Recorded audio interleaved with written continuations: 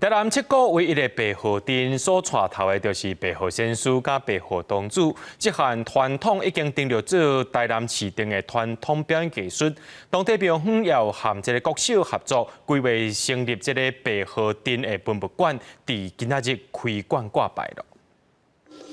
顶头围庙的正门入内，学生发菜了后，准备拍箍做结界，这嘛向定外人袂使入内，因为因准备要伫咧内底摆阵。学生对单套到生死队，应甲所有全部展现出来。这是台南七股区树林国小的校定课程，学校为文化传承尽一份心，除了互学生做小白河镇，还佮甲庙方斗阵筹备设白河镇文物馆，伫12正式揭牌。第一个就是为了白鹤镇不要让它消失。 然后就是让越来越多人进入白鹤镇的练舞队。这个历程里面，他对自己的家乡其实是更了解，然后他更重要就是一个文化的传承，在这个课程里面是可以把它展现出来的。本安乡大天府的白河镇成立96档，是西港乡特色的舞镇之一。 伫2007，互人登录正做文化传统表演艺术的资产。树林国小进前就捌伫咧线顶举办白河镇的文物展，即届因将庙内无用到的空间用来展示白河镇的兵器设备、古早链球啊、甲家子红啊等文物。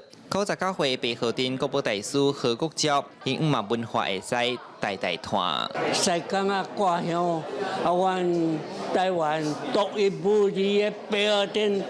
会当来发扬国势，一寡古物啦，啊，个白鹤镇哦，会保存咱咧有一个保障。因为大家看顶头，拢敢来看尔，无实际了解背后的内涵。即摆成立白河镇文物馆，庙方表示未来开放参观，希望加做当地兼顾教育甲文化的好景点。记者李成武台南采访报道。